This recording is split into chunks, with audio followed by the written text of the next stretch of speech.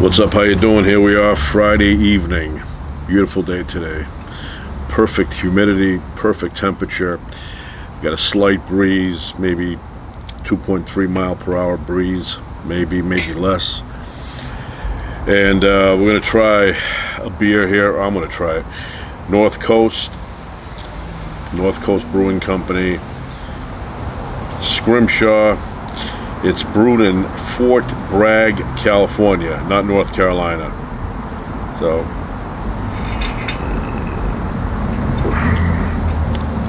nice and cold. Just took it out of the refrigeration system. That's got a good smell.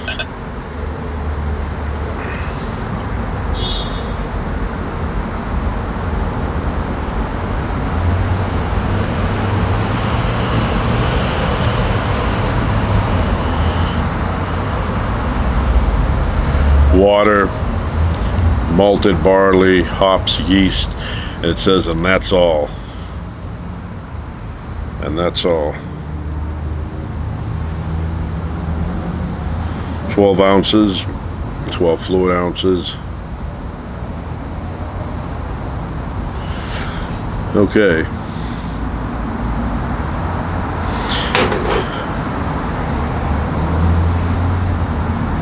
That's a crisp smelling beer.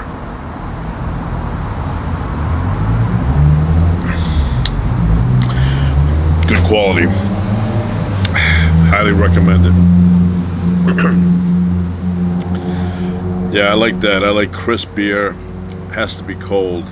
I know if it's a complex beer, then you have to drink it a little bit warmer or on the warm side, but unnecessary. So we're going to talk about this book I bought. Big fan of the movie Back to the Future. Look at that.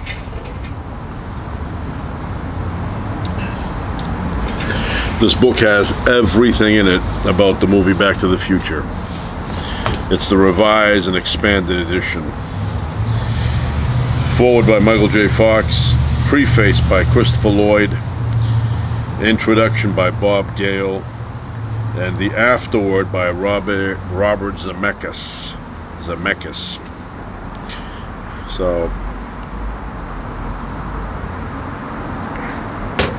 So I want to say something about Christopher Lloyd. I've never seen the other actors in real life. Never seen Michael J. Fox. Never seen the director Zemeckis. But I have seen Christopher Lloyd in real life.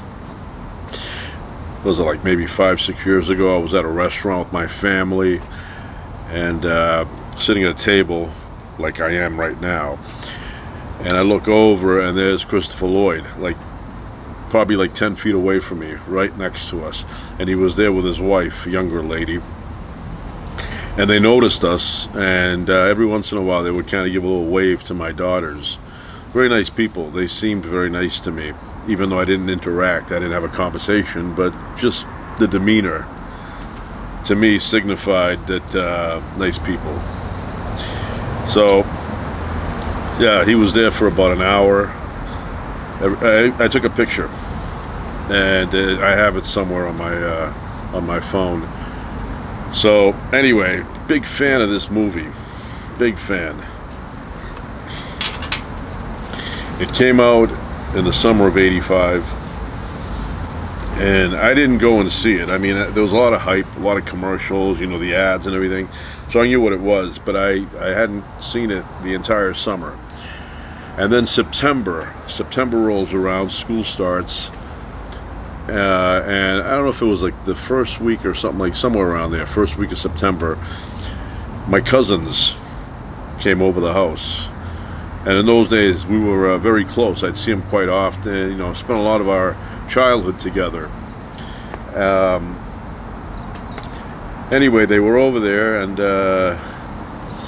after a few hours, they said, hey, you want to go see a movie? I said, sure. So I said, which one? And they said, oh, let's go see Back to the Future.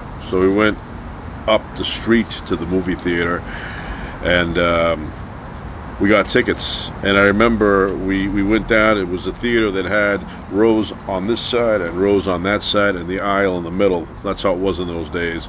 So we went down on the left-hand side. I sat where I usually sit on the aisle, and then my cousin, the oldest one, sat next to me. My younger cousin sat next to her, and then I think my sister was after her.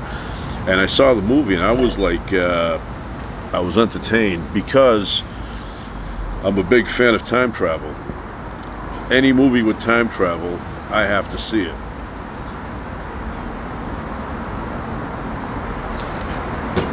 I always think about time travel. What a cool experience it would be. You could go back in time and correct things, or at least warn people. I mean, you know, the outcome is the outcome, but you don't have to have that outcome. You know, it's not like it's written in stone somewhere. So I'm always watching videos on theoretical physics where physicists talk about time travel, and they acknowledge that time travel to the future is possible, but to the past, that's a bit tricky, because to go to the future, you have to accelerate close to the speed of light and keep traveling for a while. Now, the longer you travel, obviously, the further into the future you go, but it's kind of like, I don't know the exact time you would gain. Say you traveled a year at the speed of light into the universe and make a big U-turn, bang a U-turn and come back. By the time you came back, it would be probably hundreds of years into the future, or at least a good amount of time will have passed. So it's a fascinating concept, time travel. Unfortunately, we don't even know. I mean, what is time? Nobody really knows what time passage is. I mean, we know the decay of things is what time really is, but time is more like something that's in our heads, the passage of time. And the way you measure it is by the rate of which something decays, breaks down, atoms, molecules. So anyway, this was such a cool book when it came out. Had the professor came up with the flux capacitor by banging his head off the sink or something. And I've been to that house, the Gamble house. I've been there many times. There's many videos of me on my channel of hanging out at that Doc Brown's house, which is a beautiful you know, place inside. So, and I've been next door where the DeLorean was stored, in that garage, which is actually a bookstore. And one time I actually bought a book there. So anyway, got some cool stuff. This is like an awesome book. This is at Universal Studios when we take the tour, the tram. We always pass by this. I can't tell you how many times I've been on the tram. Like, I don't know, many times, dozens. When my kids were little, I would hold them 2 hours waiting to get to the tram, you know, up here, because if I put them down, they'd run away. They'd run somewhere, and, you know, then I'd have to get out of line and find them. But yeah, in those days, now they, you know, they wait in line. But there's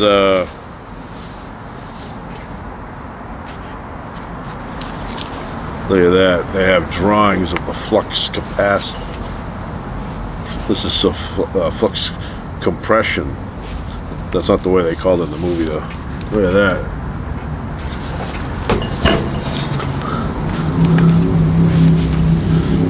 Yeah, there's the... I don't want to take it off, but there's that picture he had where he's playing in the band, and while his parents are together, the picture is vibrant. You can see everybody in the photo. And this one, if you move it a little bit, the hologram shifts and they disappear. And then when the Biff guy, not Biff, the other guy gets involved with Lorraine, all of a sudden they start to fade again, and Michael J. Fox's hand becomes transparent or translucent. Nice pictures. I mean, this is a great book. I highly recommend it. If you're a big fan of this movie, grab a copy.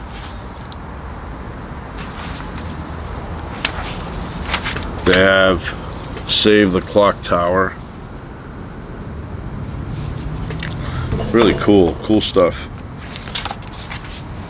And this is how I met Christopher Lloyd. I mean, how I was introduced to him.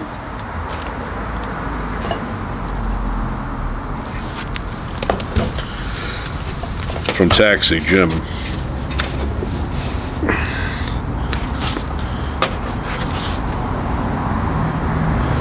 There's a tardy slip from the movie. Hill Valley High School tardy slip. Marty McFly. And the reason he's late is because he's a slacker, it says. He's not excused, and Strickland signed it, or he put his name there. But awesome movie. I like the second one too, you know, like them all.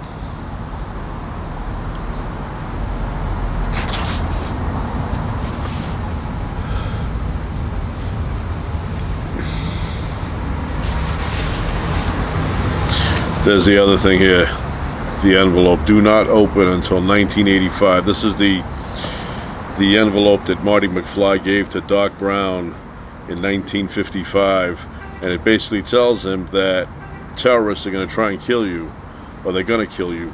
So do something to prevent that from happening. And they have it right here, right there. I think the letter's inside, but I'm not gonna. I'll open it. Well, maybe I can open it now. Ah, look at that. This is so cool. Look at that. That's the letter. Dear Doc Brown, on the night that I go back in time at 1:30 a.m., you will be shot by terrorists. Please take whatever, I think that says, discretions are necessary. Yeah, that's what it says. Discretions are necessary to prevent this terrible disaster. Your friend Marty. Now, if you think of it realistically,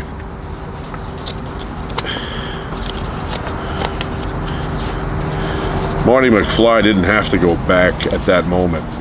He could have gone back a week earlier and prepared Doc not to be there. I mean, they could have gone to another mall.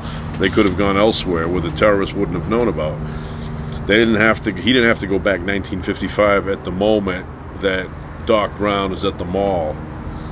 He could have gone back 2 weeks, 3 weeks, a month before, and he could have said, "Hey, I know you're working on a time machine, LAPD flying around.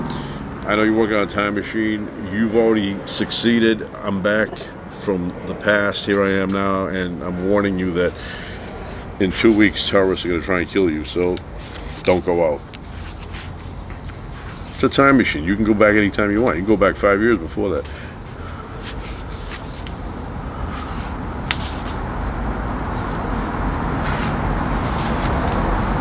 Yeah, this is a book that has all the details. I wish they would make a book like that about all my favorite movies. The Deer Hunter. Love that movie.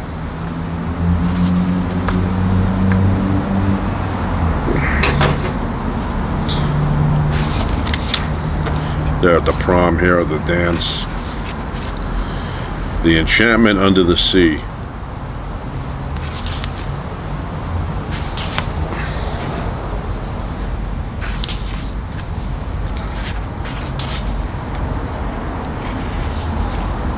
Fascinating, all background stuff.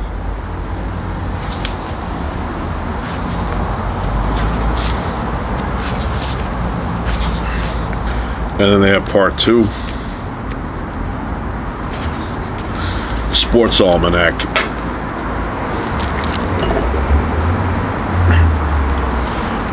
What a cool concept.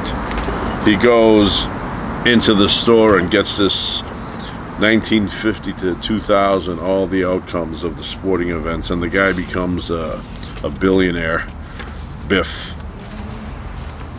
And even that, they have a DeLorean, right? With a now it's converting trash into energy.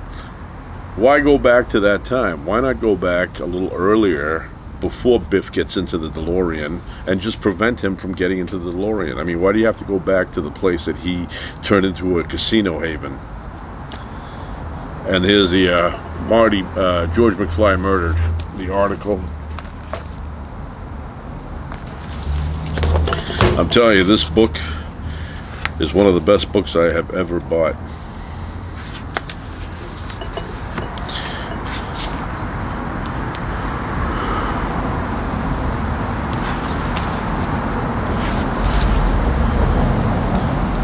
I mean, if time travel were an actual thing, you would think that somebody from a million years into the future would have already come back and visited me.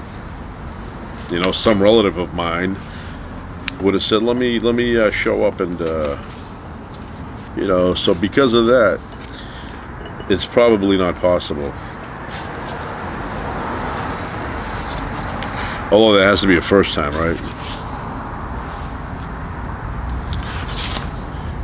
And these are all the cars that they were drawing to make them look futuristic. But this was a great movie.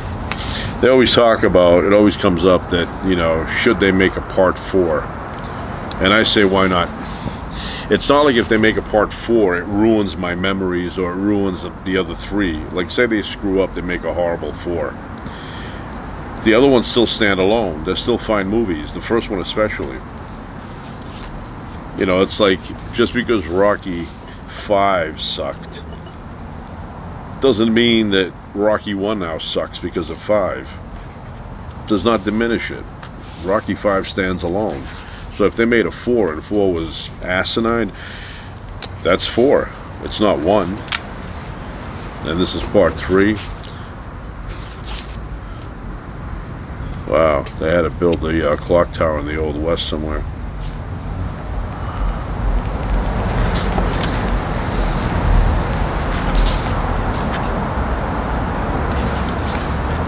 Yeah, there's the picture that they snapped.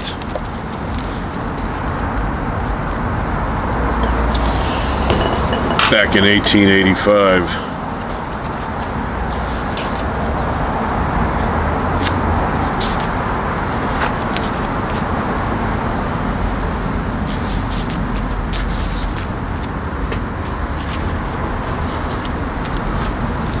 Yeah, I love this book. I know I said it before. And here it is. It's got the actual, I'm not gonna take it off, but let's see what it says, if I can read the handwriting. So this is a letter Doc Brown wrote and gave it to Western Union to keep for, what, 70 years, right? And then Marty McFly goes back to 1955 in a thunderstorm, and he's there for a little bit, and then all of a sudden a Western Union guy shows up and hands him this. So, dear Marty, if my calculations are correct, you will receive this letter immediately after you saw the DeLorean struck by lightning. First, let me assure you that I am alive and well. I have been living happily in the year 1885 these past 8 months. The lightning bolt that hit, oh, I got a comment on that word, that hit the DeLorean caused a gigawatt overload, shorted out both the electrical system and the flying circuits. I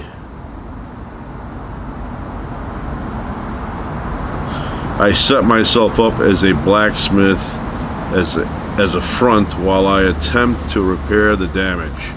Unfortunately, this proved impossible because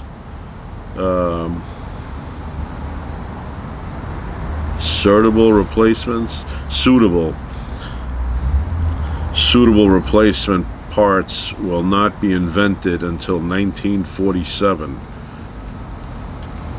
However,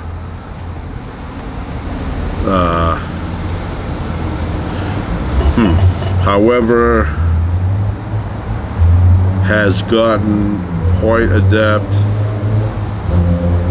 Oh, however, have gotten quite adept at shoeing horses and fixing wagons. So that's the letter he gave to Western Union to hold for all those years. See, he gave it, took 70 years, so he died and all that happened, and then he wouldn't know that he died, because then to McFly, Marty, when he arrives in 55, he instantly gets it. So he leaves 1885, gets to 1955, and they hand him a letter. So to him it was instantaneous, or close to instantaneous. They got the train in here, but great idea, great concept. I mean, the trilogy. You know, he shot the last two, the second and third one, back to back. But you know, this is another movie that spoke to me.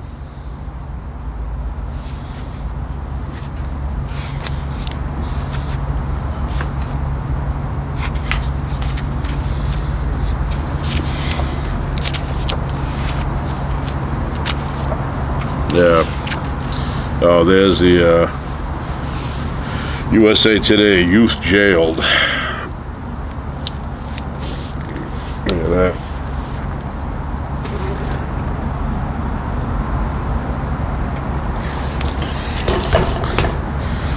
Like this article down here, cholesterol may be cancer cure.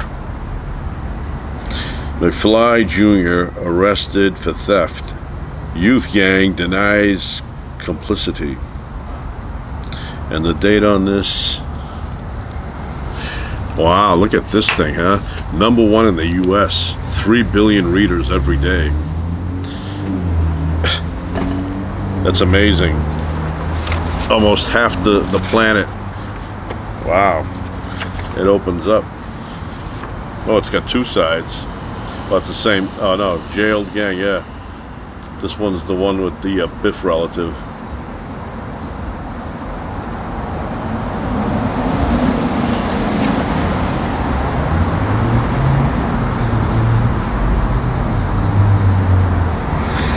The headlines: 3 injured when mom rehydrates pizza slices. Public more gullible than ever. I don't think that's true. I think they've always been gullible. You can't get more gullible.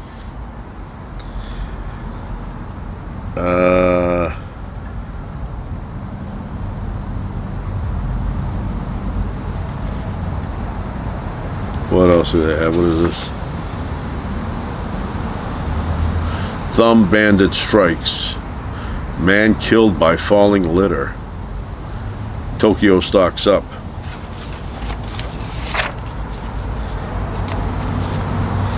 Good stuff, good stuff.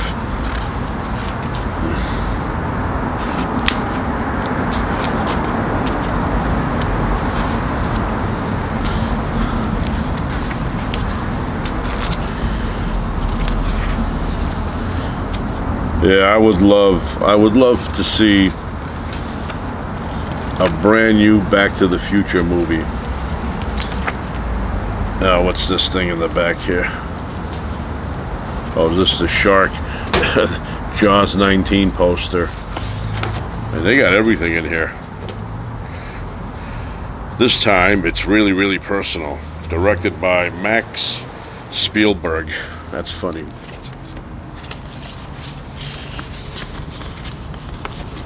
Oh, everything's gonna fall off. Look at that.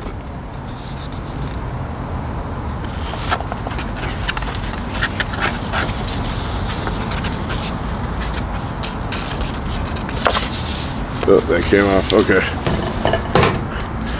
I don't want them to loosen too much and then I lose them. So this came off. I mean, it sticks back. It's got that, it's like a glue thing. Look at that.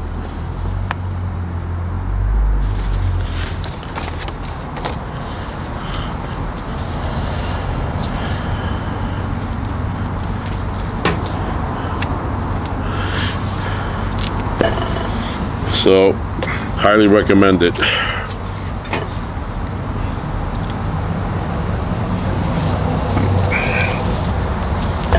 And like I said, anything time travel. And I think most people are like that. Everybody enjoys a good time travel movie. You can go back, visit your parents when they were growing up, check them out, see how things were back then, and then you can go and see all the stories that you heard from them that happened in their childhood. You could go and see them as they're happening.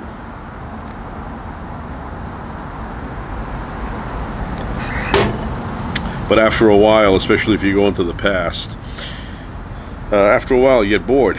You'll know the outcome of everything. Every election, every president that's going to be elected, you'll know everything. Future's also, you know, it's pretty fascinating to see the progress of humanity. Or, you never know, you know, maybe there won't be progress. Maybe we'll go back and kill each other in wars, but it'd be interesting to go like 1,000 years into the future and see the progress. You know, 10,000 years. Will we pass the great filter, the barrier that a lot of people claim must exist, and that is why we haven't run into other forms of intelligent life that are living in the universe, because they've gone extinct. Once you reach a certain point of advancement, technological advancement, then you take yourself out, because you create the means in which to do so. So we've created nuclear weapons. It doesn't take much to get angry and have a war, and then all of a sudden, you know, one side hits the button, then the other side hits the button. Before you know it, the whole planet's gone. That's the question. Can we get past the nuclear age without annihilating ourselves? Or once you discover atomic power, is it only a matter of time after that, a short matter of time, before you take yourself out? Hit the button, the other side, boom, same thing, and then you have, like, you know, hundreds and hundreds of missiles coming at each other. And it's not just the actual nuclear bomb killing you. It's all the other stuff, the fallout, the fact that you won't be able to grow crops, everything will be poisoned. So, you know, I mean, that's one theory as to why we haven't encountered intelligent life from elsewhere, or at least signals. And I don't know, I mean, to me the signal thing, I don't know if they really thought this through. Do signals not diminish over time? So let's say something is 10,000 light years away from us, which is our backyard. It's not that far. 10% of the Milky Way. And maybe even less, because now some scientists are saying that the Milky Way is probably larger than 100,000 light years across. But let's say something is out there, and 10,000 years ago it sent signals out. Would not those signals have diminished by now? I mean, they keep going and going, they don't break down. Everything breaks down. How come signals, radio waves, don't break down? And by the time they got to us, could we even pick them up? So they're aiming our SETI stuff out into the universe.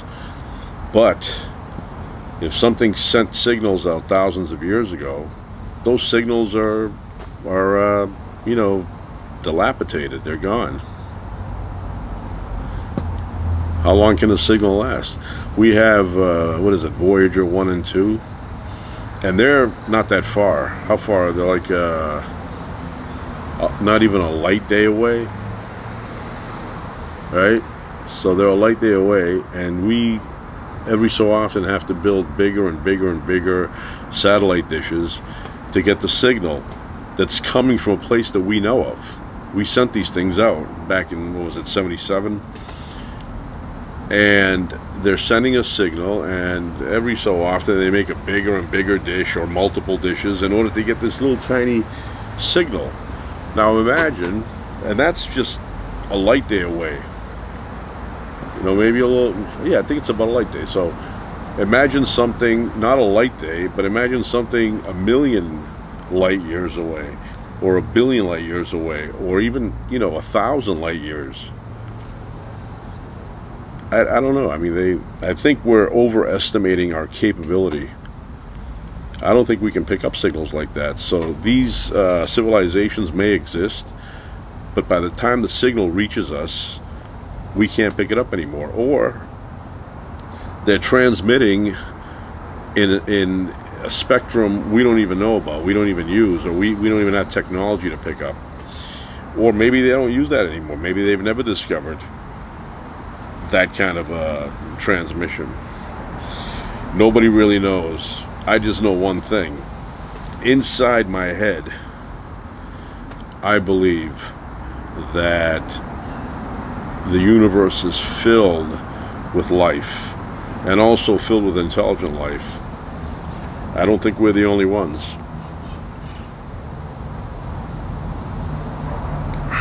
I know some people are afraid to think like that. I actually know somebody who, they're very religious, but they believe that there's got to be life out there, and not just us, and it's got to be full of life out there. But he tells me that when he starts talking like that, his wife, who is very religious as well, she leaves the room, doesn't like that kind of talk. So I think a lot of people are afraid. You know, they don't want to think about other life beyond ours, especially intelligent life. You know, maybe they don't have problems with amoebas, but they're probably thinking, what about if there's other stuff out there? What does that mean for my faith and my religion? Nothing. So that's it. Nice night though. I will be back though. Though I will be back because the other day, what was it, yesterday, I made scallops, and then my daughter saw the video and she said, oh, I want some, can you get me some today? So I went and got some. So here's a funny thing I want to mention briefly. I went into the fish market, and there was a woman in front of me, you know, was ahead of me, and the guy was helping her, so I'm waiting there, and I was there, you know, maybe 2-3 minutes, and then he came to me and he said, can I help you? And I said, yeah, you can. I said, give me, I said, 3 pounds of scallops. And he said, okay. So I'm waiting, and then I noticed from the corner of my eye right here that he's done, because he's handing me something. I turn, and he was handing me a plastic container with 3 scallops in there. I said, no, not 3, just 3. Who's gonna eat that? My cat? I said 3 pounds. 3 pounds. So he goes, oh. I said, yeah, you got it now, 3 pounds. That's why I did this. 3. So anyway, then he gave me the 3 pound. He gave me 3.05 pounds actually, and I said that's fine because he was ready to take one out. Yeah, big fan of the scallops.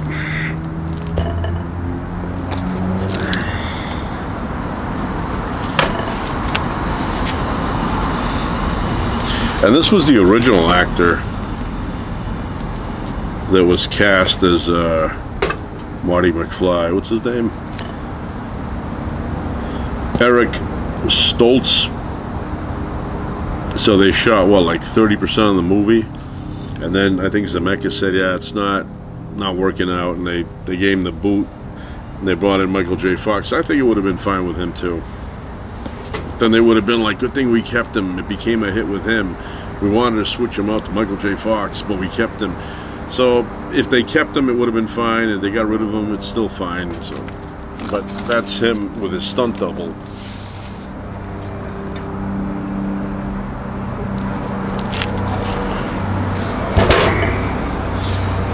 That's it for now. That's it. Ciao.